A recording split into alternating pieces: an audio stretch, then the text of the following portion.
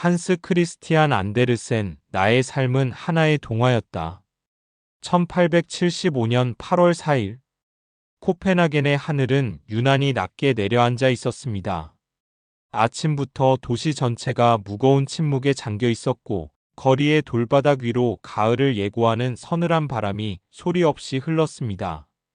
도시의 심장부 브랜스호이 묘지로 향하는 길목에는 수백 명의 군중이 모여들었습니다. 상인과 귀족, 학자와 노동자, 아이들을 손에 이끈 어머니들까지. 그들은 모두 같은 이름을 입술 위에 올리고 있었습니다. 한스 크리스티안 안데르센, 덴마크의 국민 작가, 유럽 전역을 울린 동화의 아버지. 빅토르 위고가 그의 손을 잡고 눈물을 글썽였고, 찰스 디킨스가 그와 나란히 앉아 웃음을 터뜨렸으며, 독일의 황태자가 직접 마차를 몰고 마중을 나왔던 사람.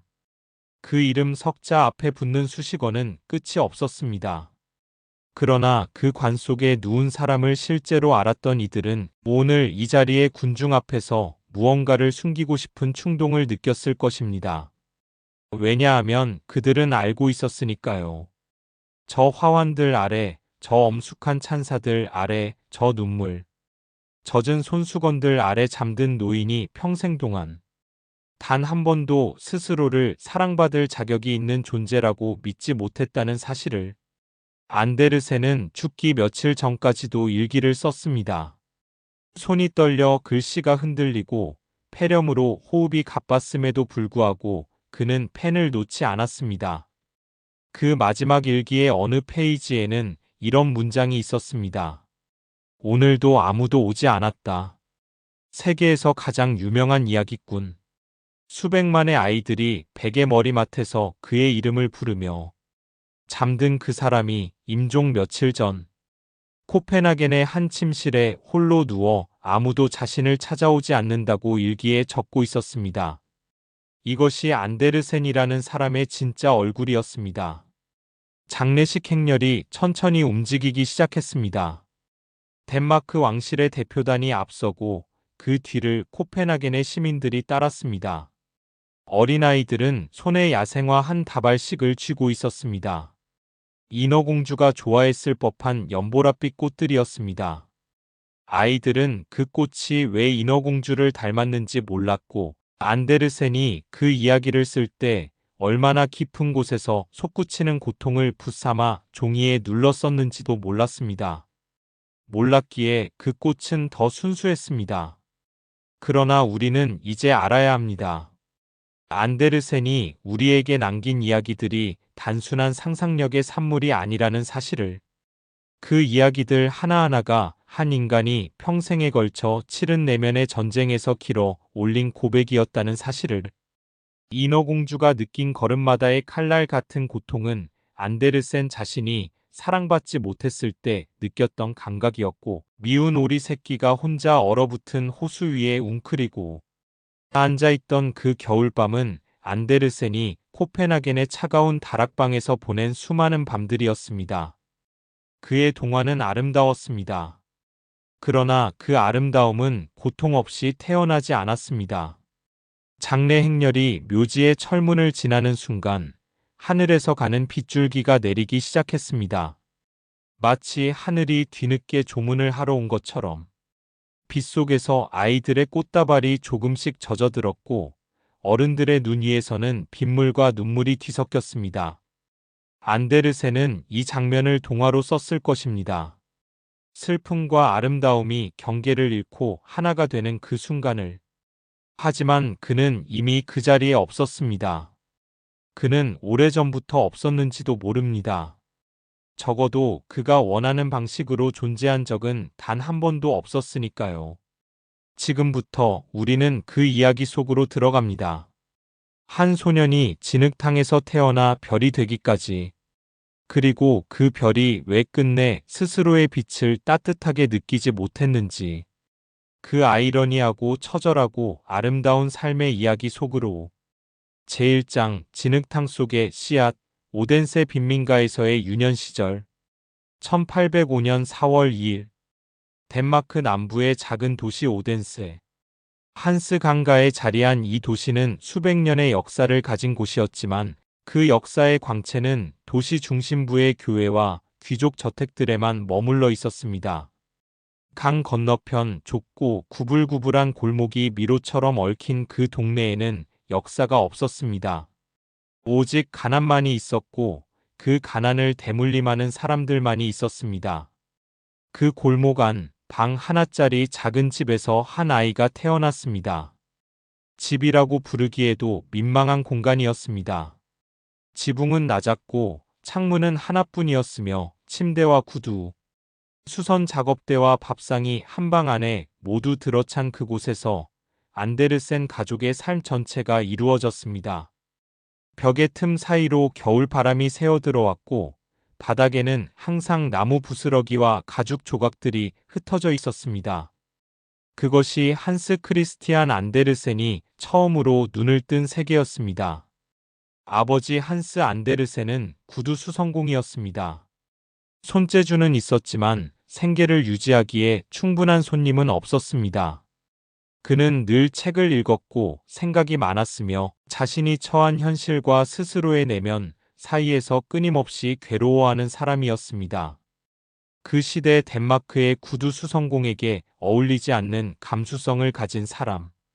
밤이면 아이에게 동화를 들려주었고 낮이면 그 동화와는 전혀 다른 세계, 가죽, 냄새와 송곳 냄새가 나는 현실 속에서 묵묵히 망치를 두드렸습니다.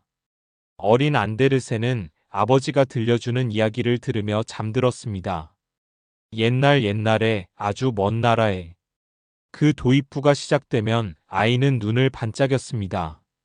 방의 좁음이 사라졌고 낮은 천장이 하늘이 되었으며 벽 틈으로 새어드는 바람은 마법사의 순결이 되었습니다. 아버지의 목소리는 그렇게 현실을 다른 것으로 바꾸어 놓는 힘을 가지고 있었습니다. 훗날 안데르센은 회고록에서 아버지에 대해 이렇게 썼습니다. 아버지는 내게 세상의 전부를 주셨다.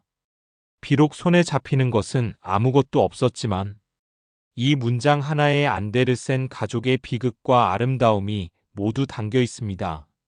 아버지가 아들에게 물려준 것은 가난도 아니었고 재산도 아니었습니다. 그것은 상상력이었습니다. 현실이 아무리 좁고 초라해도 그 안에서 다른 세계를 볼 수 있는 눈. 그 눈이 훗날 안데르센을 구원할 것이었습니다. 그러나 동시에 그 눈은 그를 평생 동안 현실로부터 어긋나게 만들기도 할 것이었습니다. 어머니의 안네마리 안데르센은 전혀 다른 종류의 사람이었습니다. 그녀는 문맹이었습니다. 글을 읽지 못했고 쓰지도 못했습니다. 그러나 그녀의 머릿속에는 수십 년에 걸쳐 쌓인 미신과 민간 전설과 공포가 빼곡히 들어차 있었습니다. 그녀는 검은 고양이가 지나가면 불길하다고 믿었고 보름달 밤에는 창문을 열지 않았으며 죽은 자의 영혼이 밤에 찾아온다고 굳게 믿었습니다. 그녀에게 세상은 눈에 보이지 않는 힘들로 가득 찬 위험한 곳이었습니다. 어린 안데르센은 어머니의 세계와 아버지의 세계 사이에서 자랐습니다. 한쪽에는 이야기의 마법이 있었고 다른 한쪽에는 어둠의 공포가 있었습니다. 그 두 가지가 뒤섞여 아이의 상상력 속에 스며들었습니다. 안데르센의 동화들이 아름다우면서도 기괴하고 따뜻하면서도 섬뜩한 이유. 그 이중성의 뿌리는 바로 이 방 하나짜리 집에서 보낸 유년 시절에 있었습니다. 한 가지 더 알아야 할 것이 있습니다. 안데르센의 외할아버지, 즉 어머니의 아버지는 마을에서 미친 영감으로 불리는 사람이었습니다. 그는 머릿속에서 들려오는 목소리를 따라 꽃으로 만든 화환을 머리에 쓰고 오덴세 거리를 배회하다가 아이들에게 조롱을 당하곤 했습니다. 어머니 안네마리는 그 아버지를 부끄러워했고 가능한 한 그 사실을 숨기려 했습니다. 그러나 어린 안데르센은 외할아버지를 두려워하지 않았습니다. 오히려 그 노인에게서 무언가 친숙한 것을 느꼈습니다. 아무도 이해하지 못하는 세계를 혼자 보고 있는 사람. 현실과 다른 무언가 사이에서 헤매는 영혼.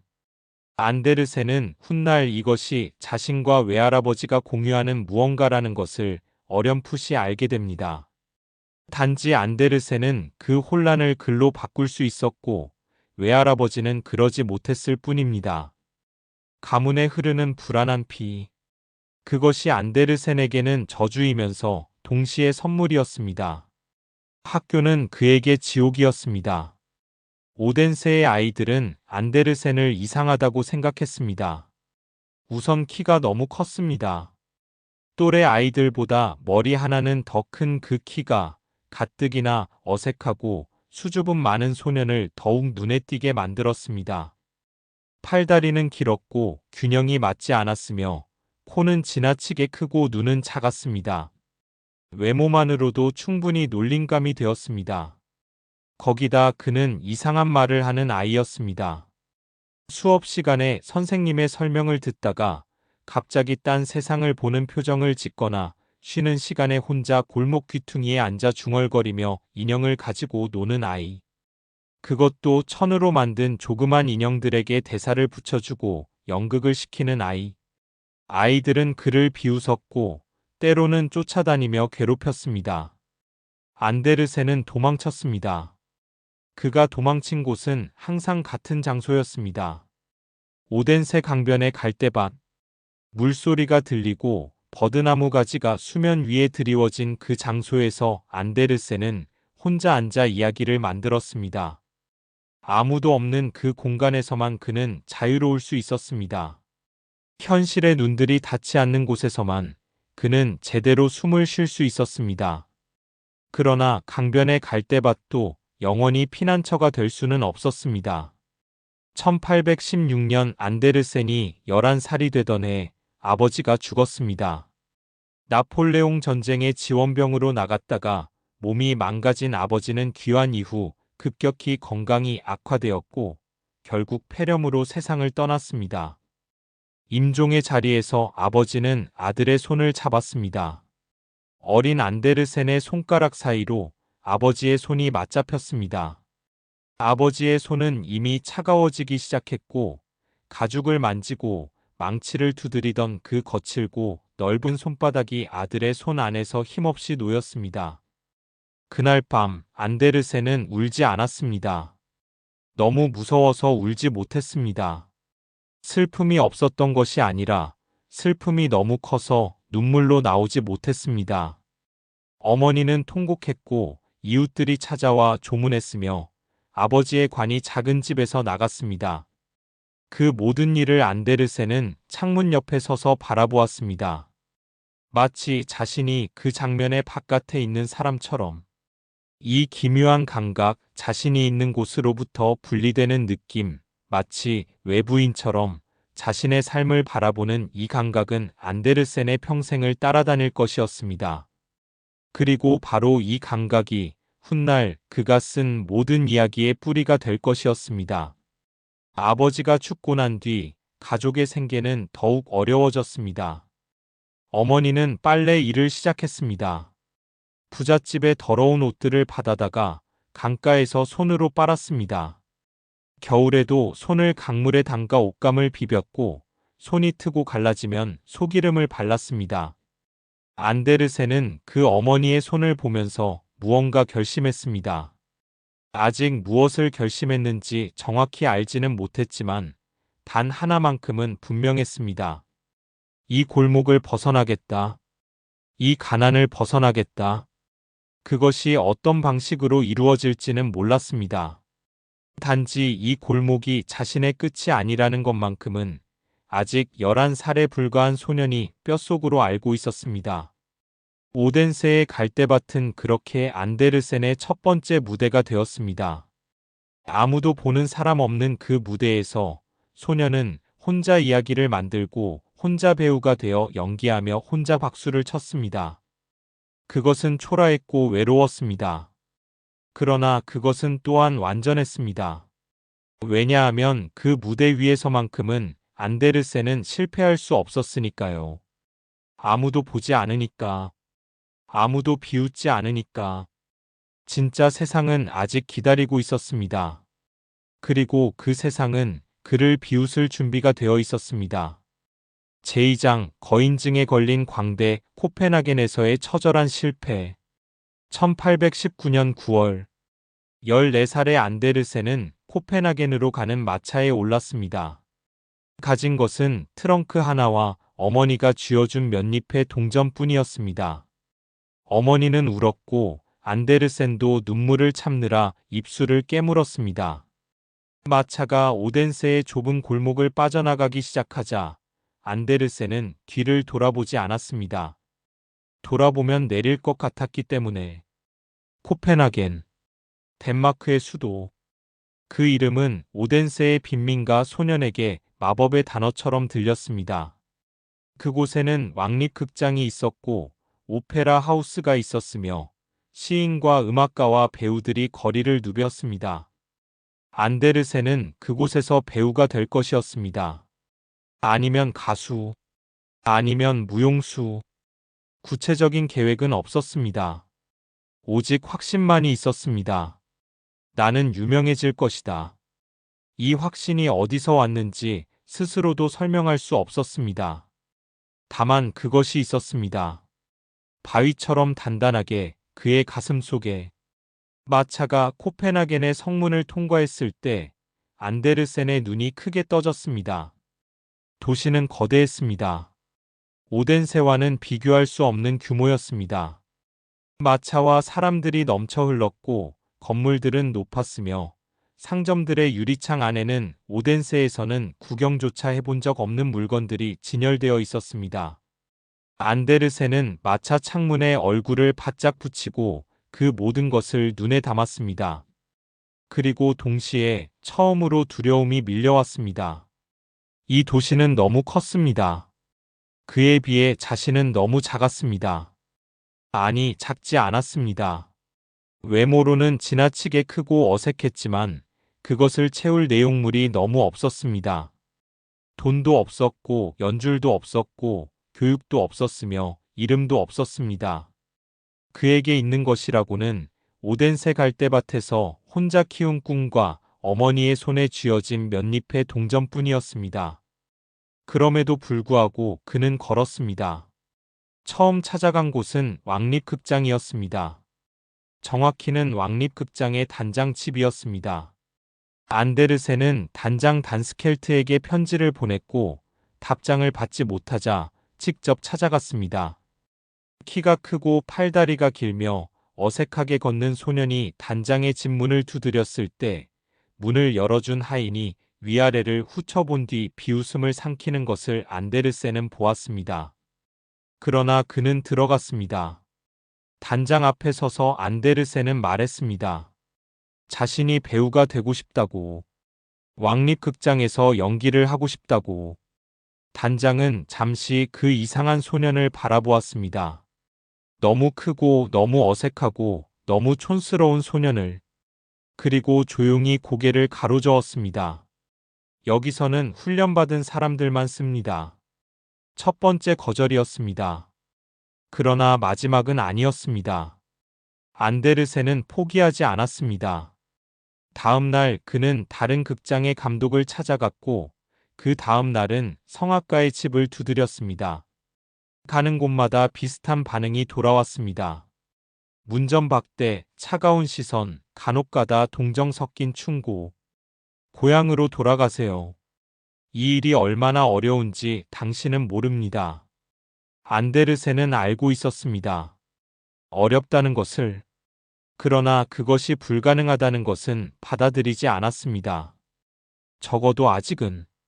왕립극장의 발레 감독 달렌에게서 처음으로 기회를 얻었습니다.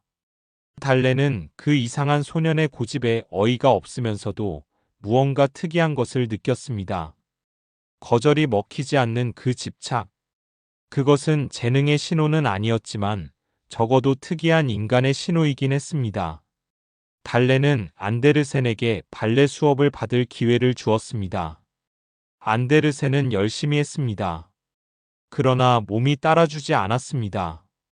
키는 훌쩍 크고 팔다리는 길었지만 그 몸을 조율하는 능력이 없었습니다. 발레는 정밀한 운동이었습니다. 작은 손가락 하나의 각도까지 통제해야 하는 예술. 안데르센의 몸은 그 정밀함을 거부했습니다. 다른 학생들이 날렵하게 도약하고 착지하는 동안 안데르센은 휘청거리고 넘어지고 다시 일어났습니다. 동급생들의 시선이 따가웠습니다. 웃음소리가 들렸습니다. 안데르센은 이를 악물었습니다. 노래에서도 가능성을 찾아보려 했습니다. 목소리는 아름다웠습니다. 어릴 때부터 목소리 하나는 타고났다는 평을 들었으니까요.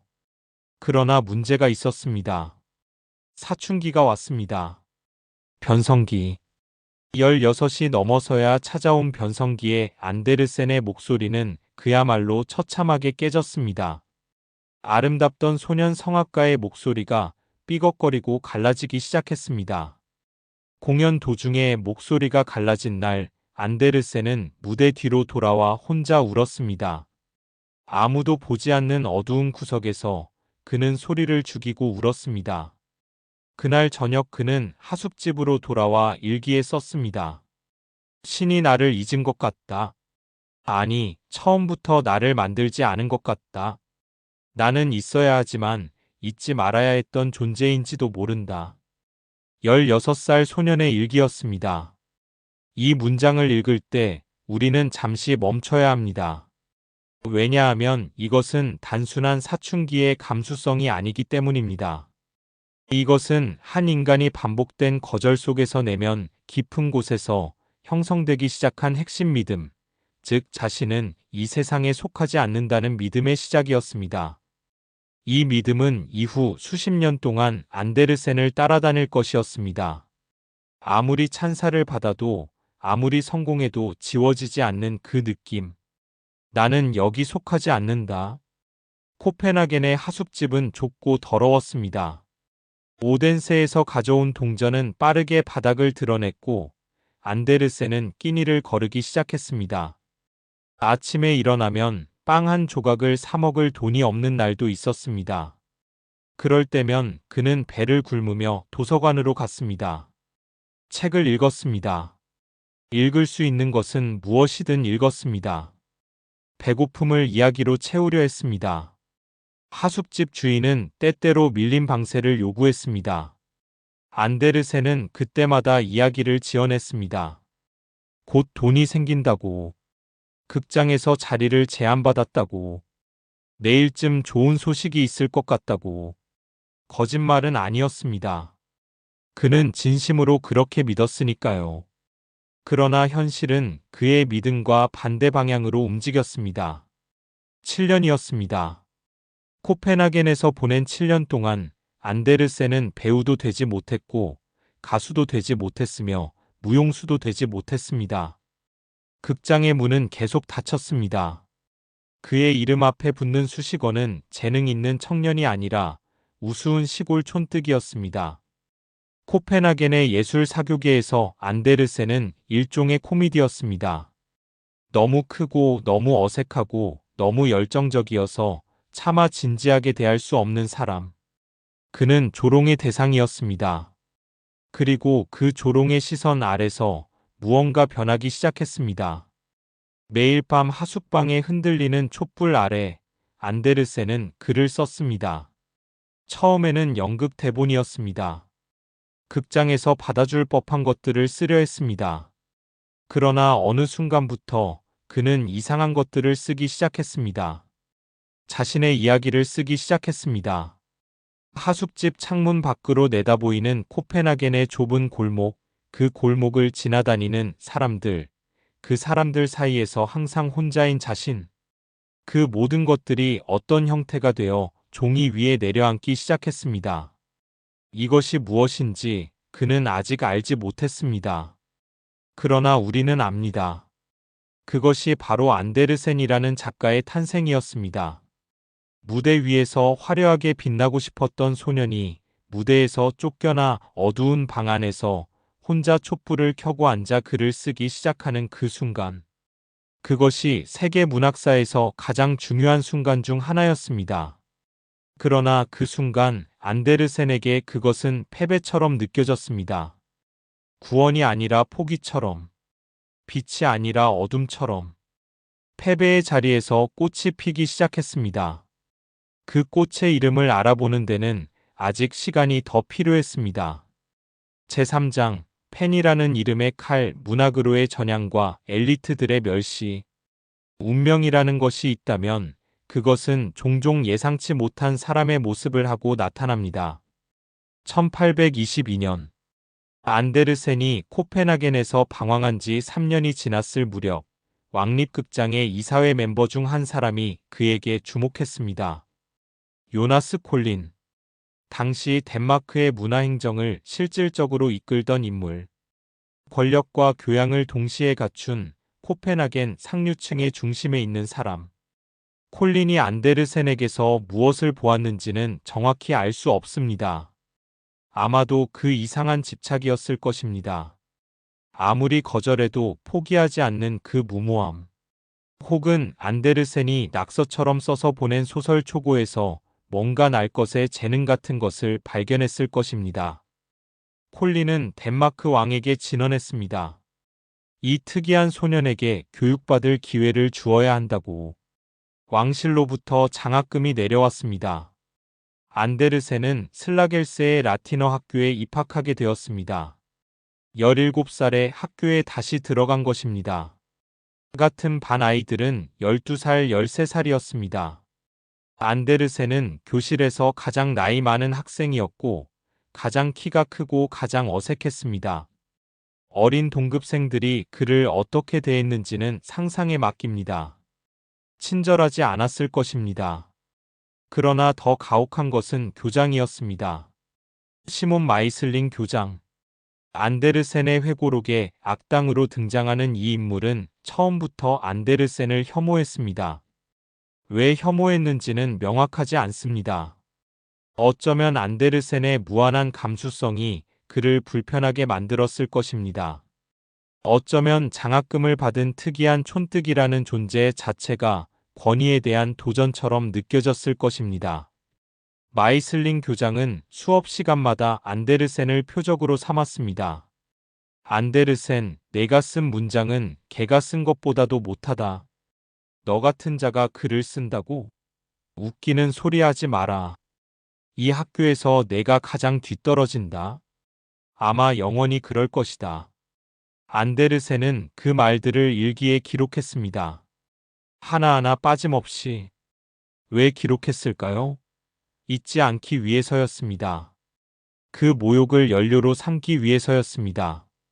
안데르센은 그 모욕들을 종이 위에 눌러 쓰면서 동시에 마음속에서 이를 갈았습니다. 두고 보자. 그 두 글자가 그의 지필 에너지의 상당 부분이었습니다. 불공평하지만 진실입니다.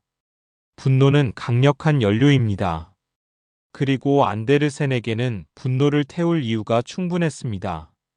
1827년 학교를 마친 안데르센은 코펜하겐으로 돌아왔습니다. 이번에는 달랐습니다. 더 이상 배우나 가수를 꿈꾸지 않았습니다. 그는 작가가 되기로 했습니다. 정확히는 이미 작가였습니다. 학교에 다니는 동안에도 그는 틈틈이 글을 써왔으니까요. 시, 산문, 희곡, 형식을 가리지 않았습니다. 그는 글쓰기에서 다른 어디서도 느끼지 못한 것을 느꼈습니다. 통제감. 배우는 관객의 반응에 의존해야 했습니다. 가수는 목소리가 받쳐줘야 했습니다. 무용수는 몸이 따라줘야 했습니다. 그러나 글쓰기는 달랐습니다. 종이 위에서 안데르센은 신이었습니다. 등장인물들은 그가 원하는 대로 움직였고 세계는 그가 원하는 대로 펼쳐졌으며 결말은 그가 원하는 대로 끝났습니다. 현실에서 그에게 주어지지 않은 모든 통제권이 글 속에서는 완전하게 그의 손안에 있었습니다. 1829년 안데르센은 첫 장편 소설을 출판했습니다. 도보 여행이라는 작품이었습니다. 덴마크 문학계의 반응은 미적지근했습니다. 일부는 흥미롭다고 했고, 일부는 거칠고 서툴다고 했으며, 일부는 아예 무시했습니다. 엄청난 성공은 아니었습니다. 그러나 실패도 아니었습니다. 이 작품으로 안데르센은 처음으로 작가라는 이름을 얻었습니다. 그러나 코펜하겐의 문화 엘리트들은 여전히 그를 이방인으로 대했습니다.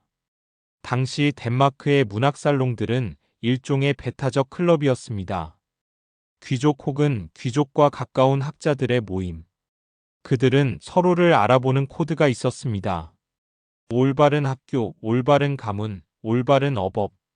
안데르센에게는 그 어느 것도 없었습니다. 그는 오덴세 빈민가 출신의 구두 수성공 아들이었고, 그것은 아무리 재능이 있어도 지워지지 않는 표시였습니다. 살롱에 초대받아갔을 때 안데르센은 항상 무언가 잘못된 것 같은 느낌을 받았습니다. 어법이 약간 어색했고 식사 예절이 미묘하게 달랐으며 화제를 전환하는 타이밍이 맞지 않았습니다. 그 작은 어긋남들이 쌓여 사람들은 그를 완전히 받아들이지 않았습니다. 당대의 거장 시인 헤르베르크는 안데르센의 시를 두고 이렇게 말했습니다. 재능이 없는 것은 아니지만 교양이 없습니다. 그 차이는 극복하기 어렵습니다. 이 말은 안데르센에게 비수처럼 꽂혔습니다. 일기에 그 말을 그대로 적어 놓은 뒤 그는 이렇게 덧붙였습니다. 교양이라는 것이 태어난 집으로 결정된다면 신은 불공평하다. 그러나 나는 신에게 반항하는 대신 증명할 것이다. 증명. 이것이 초기 안데르센의 핵심 동력이었습니다. 그는 더 열심히 썼습니다. 여행을 다니며 썼고 하숙방 침대 위에서 썼으며 식당에서 음식을 기다리는 동안에도 내킨 뒤에 문장을 적었습니다. 희곡을 썼고 시를 썼으며 기행문을 썼습니다. 장르를 가리지 않았습니다. 무엇이든 자신을 표현할 수 있는 형식이라면 달려들었습니다. 1833년 덴마크 왕으로부터 유럽 여행 장학금을 받았습니다. 콜린의 도움이었습니다. 여전히 콜린은 안데르센의 후원자였습니다. 그러나 그 후원 관계에는 언제나 미묘한 불균형이 있었습니다. 콜린은 안데르센을 사랑했지만 동등하게 대하지는 않았습니다. 안데르센은 콜린 가족의 식사 자리에 초대받곤 했지만 항상 손님이었지 가족이 아니었습니다. 그 경계선을 안데르센은 예민하게 느꼈습니다. 사랑받지만 속하지 않는 존재. 이 감각이 안데르센의 글 전체를 관통하는 핵심입니다. 인어공주가 왕자를 사랑하지만 그의 세계에 속하지 못하는 것처럼 미운 오리 새끼가 오리 가족에게 사랑받으려 하지만 끝내 받아들여지지 않는 것처럼 안데르센은 자신이 살고 있는 것을 글로 쓰고 있었습니다.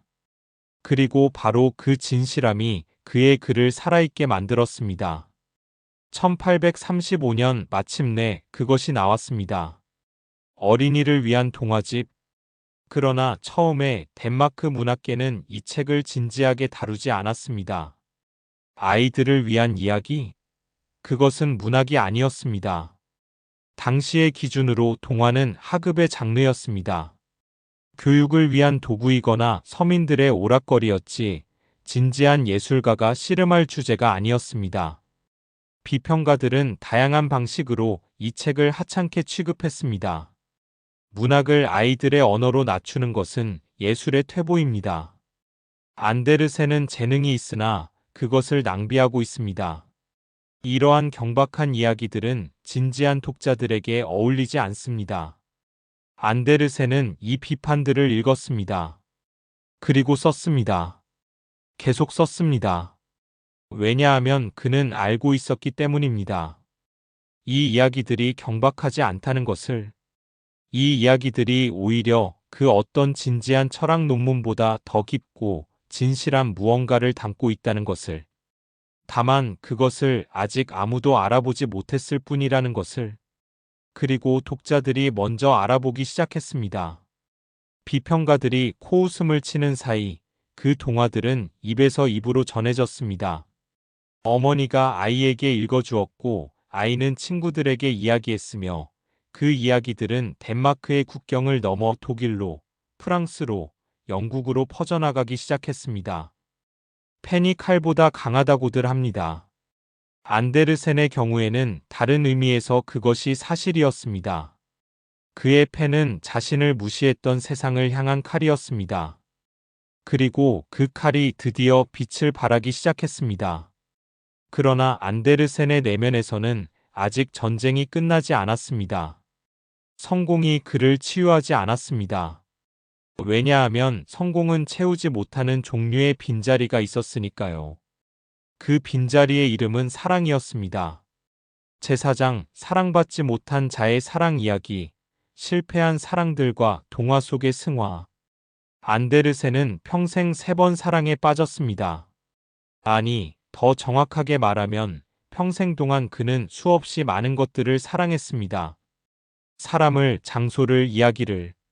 그러나 인간을 향한 사랑, 특히 남녀 사이의 사랑에 있어서 안데르센은 비극적으로 운이 없었습니다. 아니, 운의 문제가 아니었습니다. 안데르센에게는 사랑을 이루는 데 필요한 어떤 용기가 결여되어 있었습니다. 혹은 용기라기보다는 자신이 사랑받을 자격이 있다는 믿음. 그 믿음이 없었습니다.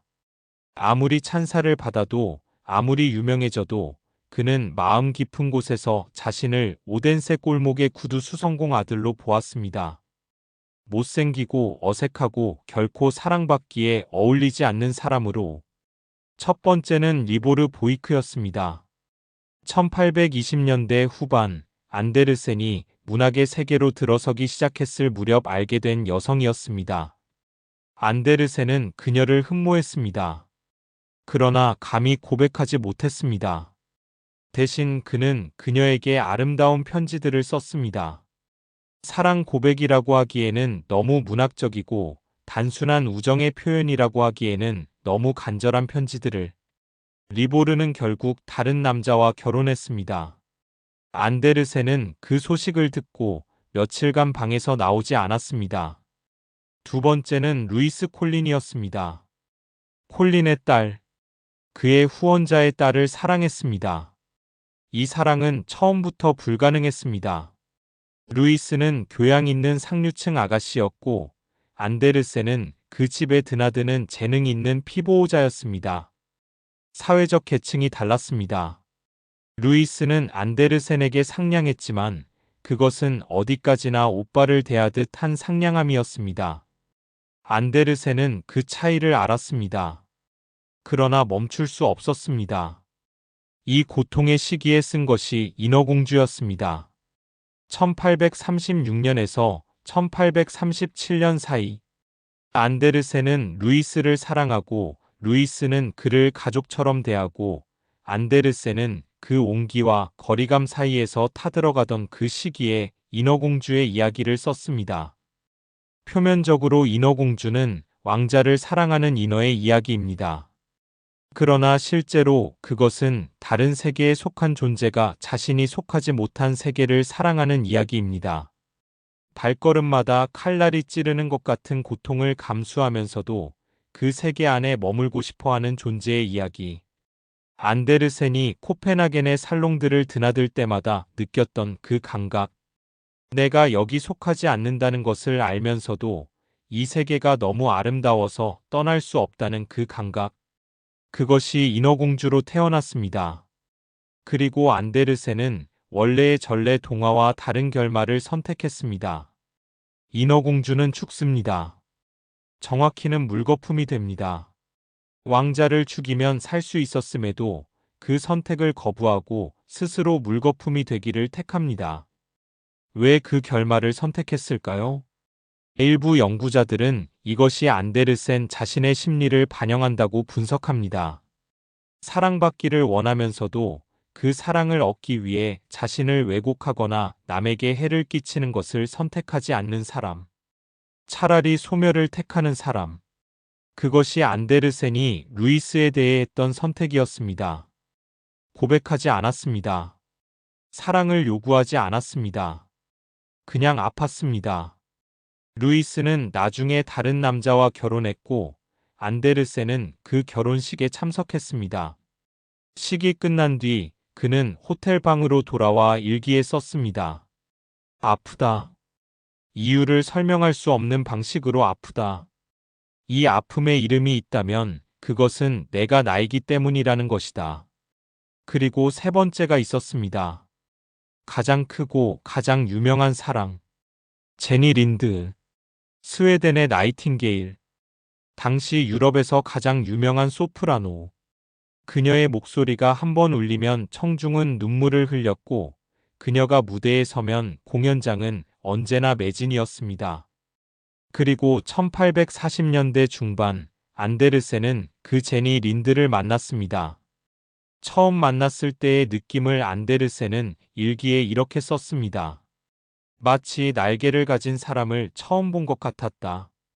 그녀가 노래할 때 나는 내가 평생 그리던 무언가가 실제로 존재한다는 것을 처음으로 믿게 되었다. 안데르센은 사랑에 빠졌습니다. 깊이 완전하게. 그리고 이번에는 편지를 썼습니다. 제대로 된 사랑 고백의 편지를. 제니 린드의 답장은 짧고 분명했습니다. 당신을 소중한 친구로 생각합니다. 그 이상은 아닙니다. 안데르센은 이 편지를 죽을 때까지 간직했습니다. 사망 이후 그의 유품을 정리한 사람들은 가슴 쪽 주머니 안에 접혀 있는 편지 한 장을 발견했습니다. 제니 린드의 편지였습니다. 평생 동안 가슴 위에 품고 다닌 거절. 이것이 안데르센의 사랑이었습니다. 제니 린드와의 고통스러운 시기에 안데르센은 눈의 여왕을 썼습니다. 카이와 게르다의 이야기. 차갑게 얼어붙은 심장을 가진 소년과 그 소년을 찾아 눈보라를 헤치고 달려가는 소녀의 이야기. 차가운 아름다움에 사로잡혀 길을 잃은 사랑과 따뜻한 사랑으로 그를 되찾으려는 사람. 제니 린드의 아름다움은 눈의 여왕처럼 차갑고 완벽했습니다. 안데르센은 그 아름다움에 사로잡혔고 동시에 그 차가움에 상처를 받았습니다. 그리고 게르다는 그가 영영 가지지 못할 사람, 즉 자신을 진정으로 사랑해줄 누군가에 대한 꿈이었습니다. 안데르센은 결코 카이가 되고 싶지 않았습니다. 그러나 그는 카이를 너무나 잘 이해했습니다. 차가운 유리 조각이 눈에 박혀 세상을 왜곡되게 보게 된 소년. 자신이 사랑받지 못한다는 믿음이 유리 조각처럼 안데르센의 내면에 박혀 있었고 그 조각은 아무리 성공해도 빠지지 않았습니다. 그 조각이 바로 그의 문학의 원천이었습니다. 상처가 깊을수록 이야기는 깊어졌습니다. 사랑받지 못한 자가 사랑에 대한 가장 아름다운 이야기들을 썼습니다. 이것이 안데르센의 비극이며 동시에 그의 역설이었습니다. 제5장 백조의 날갯짓. 전 유럽의 스타가 된 미운 오리. 1840년대가 되자 안데르센의 이름은 더 이상 덴마크에만 머물지 않았습니다. 그의 동화들은 독일어로, 영어로, 프랑스어로 번역되었습니다. 영국에서는 찰스 디킨스가 그를 격찬했고 독일에서는 하이네가 그의 시를 읽었으며 러시아에서는 황실 가족이 그의 동화를 아이들에게 읽어주었습니다. 빅토르 위고의 파리 저택을 방문했을 때 위고는 직접 문 밖까지 나와 안데르센을 맞이했습니다. 유럽의 스타, 세계적인 동화 작가. 그 모든 수식어들이 안데르센의 이름 앞에 붙기 시작했습니다. 그러나 정작 안데르센 본인은 어땠을까요? 1847년 영국을 방문했을 때 안데르센은 찰스 디킨스의 집에 초대받았습니다. 디킨스는 당시 영국에서 가장 유명한 소설가였고 안데르센 역시 마찬가지로 유명했습니다. 두 거인의 만남이었습니다. 그들은 함께 웃었고 이야기를 나누었으며 서로의 작품에 대한 진심 어린 존경을 표했습니다. 디킨스는 안데르센이 자신의 집 계단을 내려가는 뒷모습을 보며 이런 말을 했다고 전해집니다. 저 사람은 가장 아름다운 마음을 가진 사람이지만 동시에 가장 어색한 몸을 가진 사람이기도 하다. 농담처럼 한 말이었겠지만 거기에 안데르센의 전부가 담겨 있었습니다. 가장 아름다운 마음, 가장 어색한 몸. 유명해질수록 이 아이러니는 더욱 선명해졌습니다. 사람들은 그의 이름을 알았지만 그를 알지 못했습니다. 그의 동화를 사랑했지만 그 동화를 쓴 사람을 편안하게 대하지 못했습니다. 왕실의 만찬에 초대받으면서도 그는 어느 자리에 앉아야 할지 몰랐습니다. 귀족은 아니었고 평민도 아니었으며 학자도 아니었습니다. 그는 어떤 범주에도 속하지 않는 사람이었습니다. 그리고 그것이 그를 가장 괴롭혔습니다. 1855년 안데르센은 자서전 내 삶의 동화를 출판했습니다. 이 책의 제목은 유명합니다. 그러나 그 제목이 얼마나 이중적인지는 잘 알려져 있지 않습니다. 그것은 자신의 삶을 동화처럼 아름답게 서술한 것이기도 했지만 동시에 자신의 삶이 동화처럼 비현실적이고 불안정했다는 고백이기도 했습니다. 동화는 해피엔딩으로 끝나지만 안데르센의 삶은 아직 끝나지 않았었습니다. 그리고 그는 알고 있었습니다. 자신의 이야기가 미운 오리 새끼처럼 백조가 되는 결말로 끝나지 않을 수도 있다는 것을. 왜냐하면 백조가 되었음에도 불구하고 그는 여전히 스스로를 미운 오리로 느꼈으니까요. 미운 오리 새끼. 안데르센의 동화 중 가장 유명한 것 중 하나. 그리고 가장 자전적인 것. 오리 알들 사이에서 태어난 크고 못생긴 알. 모두에게 따돌림을 당하고 쫓겨나며 혼자 겨울을 버티다가 봄이 오자 자신이 백조였음을 발견하는 이야기. 표면적으로 이것은 희망의 이야기입니다. 결국에는 모든 것이 잘 된다는 위로의 이야기. 그러나 실제로 안데르센이 말하고 싶었던 것은 조금 달랐습니다. 백조가 된 주인공은 아름다워집니다. 그러나 안데르센은 그 백조가 자신이 백조라는 것을 기뻐하면서도 동시에 이전의 상처들을 완전히 지우지 못한다는 것을 알고 있었습니다. 얼어붙은 호수 위에서 혼자 웅크리고 있던 그 겨울밤의 기억. 다른 오리들에게 쪼이고 쫓겨나던 그 상처. 그것들은 깃털이 바뀐다고 사라지지 않습니다. 안데르센은 성공했습니다. 유럽에서 가장 유명한 작가 중 한 명이 되었습니다. 그러나 그 성공 안에서도 그는 항상 혼자였습니다. 그가 유럽을 여행할 때 그것은 즐거운 탐험이기도 했지만 동시에 도피이기도 했습니다. 코펜하겐에 있으면 자신이 속하지 않는다는 느낌이 들었습니다. 파리에 있으면 이방인이었습니다. 어디에 있어도 완전히 속하는 곳이 없었습니다. 집이 없는 사람. 그것이 안데르센이었습니다. 거대한 명성을 가졌지만 자신의 집 한 채 없이 평생을 호텔과 지인의 집과 하숙집을 전전한 사람. 그는 코펜하겐에서 영구적인 거처를 갖지 못했습니다. 짐은 항상 꾸려져 있었고 다음 여행을 위한 트렁크는 항상 침대 옆에 놓여 있었습니다. 일부에서는 이것이 안데르센의 자유로운 영혼을 보여준다고 합니다. 그러나 다른 시각에서 보면 이것은 한 인간이 영원히 어디에도 완전히 뿌리내리지 못한다는 것을 보여주는 슬픈 증거입니다. 나이가 들수록 외모에 대한 콤플렉스는 더 심해졌습니다. 젊었을 때는 언젠가 변할 수 있다는 막연한 희망이라도 있었습니다. 그러나 예순이 넘어가면서 거울 속의 얼굴은 더 이상 바뀔 수 없다는 것이 명백해졌습니다. 크고 이상한 코, 뭉툭한 특징들, 나이 들수록 더욱 기괴하게 느껴지는 자신의 얼굴. 안데르센은 자신의 초상화를 싫어했습니다. 화가들이 그를 그릴 때마다 안데르센은 결과물에 실망했습니다. 너무 솔직하게 그렸거나 아니면 너무 미화했거나 어느 쪽이든 그를 만족시키지 못했습니다. 그는 자신이 어떻게 보여야 하는지를 알았지만 현실의 거울이 그것을 보여주지 않았습니다. 외모에 대한 이 집착은 때로 우스꽝스러울 만큼 심했습니다. 공연을 보러 갈 때 어떤 자리에 앉으면 자신의 옆모습이 더 잘 보이는지 계산했고, 사진을 찍을 때는 어느 각도에서 찍어야 덜 이상하게 나오는지 시험했습니다. 사회적 자리에서 자신이 어떻게 보일지를 걱정하느라 대화에 집중하지 못하는 날도 있었습니다. 그러나 이 콤플렉스가 오히려 그의 글을 더 깊게 만들었습니다. 안데르센의 동화에는 외모로 판단받는 존재들이 가득합니다. 미운 오리 새끼, 인어공주, 성냥팔이 소녀, 엄지공주.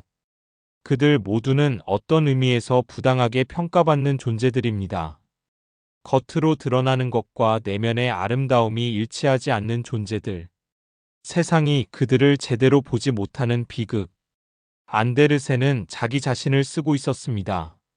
단지 그것을 안다고 해서 고통이 사라지지는 않았습니다.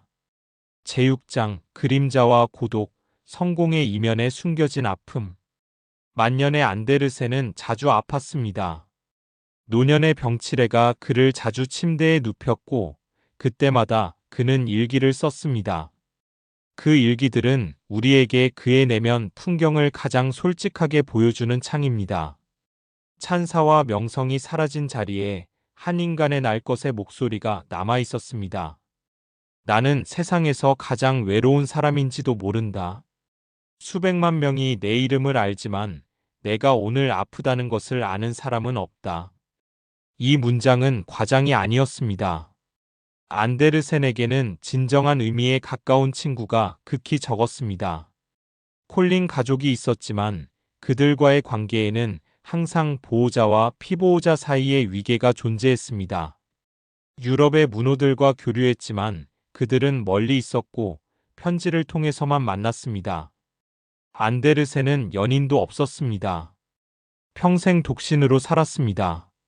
리보르를, 루이스를, 제니, 린드를 사랑했지만 그 어느 사랑도 이루어지지 않았고 이루어지려 제대로 시도하지도 않았습니다. 그리고 나이가 들면서 이제 사랑할 기회 자체가 사라졌다는 것을 알았을 때 그 빈자리는 더 크게 느껴졌습니다. 그러나 안데르센에 대해 이야기할 때 반드시 언급해야 할 또 다른 층위가 있습니다. 안데르센의 감정 세계는 우리가 흔히 생각하는 것보다 훨씬 복잡했습니다. 그는 남성들과의 깊은 정서적 연결을 갈구했고 그 감정이 어떤 성격의 것이었는지는 그의 편지들과 일기에서 어렴풋이 드러납니다. 에드바르드 콜린의 아들. 안데르센은 그에게 편지를 썼습니다. 수십 년에 걸쳐 그 편지들의 어조는 때로 연인에게 쓰는 것처럼 간절하고 절박했습니다. 당신이 나를 좋아한다면 다른 모든 것은 필요 없습니다. 당신과 나는 당신과 나가 아니라 우리여야 합니다. 왜 당신은 그것을 허락하지 않습니까? 에드바르드는 차갑지는 않았지만 거리를 두었습니다. 안데르센의 열망에 대해 편안함을 느끼지 못했습니다. 시대가 그 감정을 용납하지 않았고 에드바르드 자신도 그것을 어떻게 다루어야 할지 몰랐습니다. 그 거리감이 안데르센을 더욱 깊은 고독으로 몰았습니다. 그가 쓴 그림자라는 동화가 있습니다. 한 학자의 그림자가 스스로 독립하여 인간이 되고 결국 자신을 만들어낸 주인을 제거하는 이야기. 이 동화는 그의 작품들 중에서도 가장 기괴하고 어두운 것으로 꼽힙니다. 표면적으로는 철학적 우화이지만 내면 깊숙이 들어가면 그것은 안데르센 자신의 분열된 자아에 대한 이야기입니다. 밖으로 보이는 성공한 자아와 내면에서 끊임없이 스스로를 의심하고 부정하는 그림자 자아. 어느 쪽이 진짜 안데르센이었을까요? 아마 둘 다였을 것입니다. 그리고 그 둘이 평생 동안 서로를 잡아먹으려 했습니다. 안데르센의 공포증들도 이 시기에 가장 심해졌습니다. 그는 불을 두려워했습니다. 화재로 죽을 것을 두려워하여 호텔에 묵을 때마다 창문에서 안전하게 뛰어내릴 수 있는지 확인했습니다. 줄을 가지고 다니면서 창문에 묶어두었습니다. 혹시 몸이 땅에 닿기 전에 죽지 않는다면 어떡하나 하는 공포 때문에 산채로 매장될 것도 두려워했습니다. 잠들면 죽은 것처럼 보일 때가 있다는 말을 들은 뒤로 그는 항상 침대 옆에 쪽지를 두었습니다. 저는 죽은 것이 아닙니다 라고 쓴 쪽지를. 만약 의식을 잃더라도 함부로 매장하지 말라는 경고였습니다. 이 공포들이 비합리적이라고만 할 수는 없었습니다. 왜냐하면 어떤 의미에서 안데르센은 평생 동안 산채로 매장되는 기분을 살았으니까요. 수많은 이야기를 품고 있으면서도 그것들을 충분히 표현하지 못한다는 질식감. 자신이 진짜 무엇인지를 세상에 보여주지 못한다는 막막함. 그 질식감이 공포증의 형태로 표면에 드러난 것인지도 모릅니다. 1872년 안데르센은 계단에서 넘어져 심한 부상을 입었습니다. 그 부상에서 완전히 회복하지 못한 채 그는 천천히 쇠약해지기 시작했습니다. 글을 쓰는 것이 점점 힘들어졌습니다. 손이 떨렸고 눈이 흐려졌으며 호흡이 가빠졌습니다. 1875년 봄 안데르센은 자신의 마지막 날이 가까이 왔음을 알았습니다. 친한 친구가 되살아날 것이라고 위로하자 안데르센은 조용히 고개를 흔들며 말했습니다. 아무도 내가 느끼는 것을 알지 못합니다. 그것이 안데르센의 마지막 핵심 고백이었을 것입니다.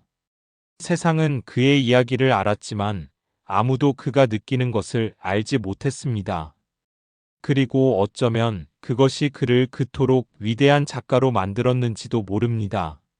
아무도 자신을 이해하지 못한다는 고독이 그로 하여금 종이 위에서 이해받기 위해 평생 동안 싸우게 만들었으니까요. 1875년 8월 4일 새벽, 안데르센의 호흡이 멎었습니다.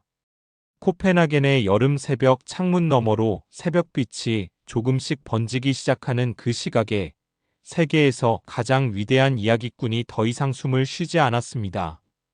그의 곁에는 의사와 간호인이 있었습니다. 그것뿐이었습니다. 그가 마지막으로 쓴 문장들을 우리는 알지 못합니다. 하지만 우리는 그가 평생에 걸쳐 쓴 문장들을 압니다. 그리고 그 문장들은 지금 이 순간에도 살아있습니다. 자서전의 마지막 부분에서 안데르센은 이렇게 썼습니다. 나의 삶 자체가 하나의 동화였다. 풍요롭고 행복한 동화였다. 이 문장은 오랫동안 낙관적인 자기 선언으로 읽혀왔습니다. 고난을 이겨낸 사람의 당당한 선언으로. 그러나 이제 우리는 그 이면을 압니다. 풍요롭고 행복한 동화라고 불렀지만 그 동화 안에는 얼어붙은 겨울이 있었고 물거품이 된 사랑이 있었으며 끝내 속하지 못한 세계에 대한 그리움이 있었습니다. 안데르센이 자신의 삶을 동화라고 부른 것은 그것이 아름다웠기 때문만이 아니라 그것이 처음부터 끝까지 비현실적으로 느껴졌기 때문이었을 것입니다. 가난한 구두 수성공의 아들이 유럽 전역의 아이들에게 꿈을 들려주는 사람이 된다는 것. 그것은 현실이라기보다는 동화에 가까웠습니다. 그러나 그 동화는 실제로 일어났습니다. 그렇다면 우리는 이제 이 이야기의 끝에서 무엇을 가지고 돌아가야 할까요? 한스 크리스티안 안데르센의 삶은 우리에게 여러 가지를 말합니다. 그것은 재능에 대한 이야기가 아닙니다. 단순한 성공에 대한 이야기도 아닙니다. 그것은 결핍에 대한 이야기입니다. 안데르센은 가난에서 태어났습니다. 그 가난이 그에게 상상력을 주었습니다. 현실이 너무 초라했기 때문에 다른 세계를 꿈꾸지 않으면 살 수 없었습니다. 안데르센은 따돌림을 받았습니다. 그 따돌림이 그에게 관찰력을 주었습니다. 무리의 바깥에 서 있었기 때문에 무리 안에서는 볼 수 없는 것들을 볼 수 있었습니다. 안데르센은 사랑받지 못했습니다. 그 고통이 그에게 공감 능력을 주었습니다. 거절과 외면을 너무 잘 알았기 때문에 인어공주의 고통을 손에 닿는 것처럼 쓸 수 있었습니다. 안데르센은 속하지 못했습니다. 그 소외감이 그에게 보편성을 주었습니다. 어느 한 집단에도 완전히 속하지 않았기 때문에 그의 이야기는 모든 집단에 속한 사람들이 읽을 수 있는 것이 되었습니다. 결핍이 재능이 되었습니다. 상처가 예술이 되었습니다. 고독이 위로가 되었습니다. 이것이 안데르센이 현대를 사는 우리에게 건네는 가장 중요한 메시지입니다. 우리 각자의 삶에는 안데르센의 오덴세 골목이 있습니다. 우리가 태어난 집의 좁음, 우리가 받지 못한 사랑, 우리가 어울리지 못한 무리, 우리가 이루지 못한 꿈들. 그것들을 우리는 부끄러워하거나 숨기려 하거나 빨리 극복해야 한다고 생각합니다. 그러나 안데르센은 말합니다. 그 결핍이 당신의 이야기입니다. 그 상처가 당신의 목소리입니다. 그 고독이 당신의 독창성입니다. 오덴세 골목의 진흙탕에서 태어난 씨앗이 전 유럽을 꽃피웠습니다. 당신의 진흙탕에서도 씨앗은 자라고 있을 것입니다. 그것이 아직 보이지 않더라도, 아직 아무도 그것을 알아보지 못하더라도, 얼어붙은 호수 위에 홀로 앉아있던 미운 오리 새끼는 봄이 올 것이라는 것을 알지 못한 채 겨울을 견뎠습니다. 안데르센이 코펜하겐의 다락방에서 굶주린 배를 안고 촛불을 켜고 글을 쓸 때 그는 자신이 쓰는 이야기가 수백 년 후에도 읽힐 것이라는 것을 알지 못했습니다. 그러나 그는 썼습니다. 이유는 하나였습니다. 쓰지 않으면 살 수 없었기 때문에. 그것이 진짜 소명입니다. 보상이나 인정이 없어도 멈출 수 없는 것. 그것이 당신에게도 있습니다. 형태가 다를 뿐입니다. 1875년 8월 코펜하겐의 장례 행렬이 묘지의 철문을 통과하던 그날, 빗속에서 아이들이 들고 있던 야생화 다발이 기억납니다. 그 꽃들은 인어공주처럼 연보랏빛이었습니다. 아이들은 몰랐습니다. 그 꽃을 들고 배웅하는 노인이 얼마나 외롭게 살았는지를, 얼마나 깊은 고통의 우물에서 그 이야기들을 길어 올렸는지를, 얼마나 오랫동안 스스로를 사랑받지 못할 존재라고 믿었는지를. 그러나 아이들은 알았습니다. 더 중요한 것을, 그의 이야기가 아름다웠다는 것을, 그의 이야기가 자신들을 위한 것이었다는 것을, 그의 이야기가 꿈꿔도 된다고 말해주었다는 것을. 안데르센은 그것으로 충분했습니다. 아니, 충분하지 않았을 수도 있습니다. 그는 평생 더 많은 것을 원했습니다. 더 많은 사랑을, 더 많은 소속을, 더 많은 온기를. 그러나 그가 남긴 것은 충분했습니다. 아니, 그 이상이었습니다. 지금도 어딘가에서 아이가 잠들기 전에 인어공주 이야기를 듣고 있을 것입니다. 어딘가에서 자신이 미운 오리 새끼라고 느끼는 어른이 그 이야기를 다시 읽으며 눈물을 흘릴 것입니다. 어딘가에서 눈의 여왕을 읽은 아이가 따뜻한 사랑이 차가운 마법보다 강하다는 것을 배울 것입니다. 안데르센은 죽지 않았습니다. 그는 이야기 속에 살고 있습니다. 그리고 이야기는 우리가 읽는 한 끝나지 않습니다. 1805년 오덴세의 골목에서 구두 수성공 아들로 태어난 그 소년이 우리에게 마지막으로 말합니다. 당신의 결핍이 당신의 이야기입니다. 당신의 상처가 당신의 목소리입니다. 그것을 두려워하지 마세요. 그것을 쓰세요. 그것을 노래하세요. 그것을 살아내세요. 그것이 동화가 되는 방식입니다.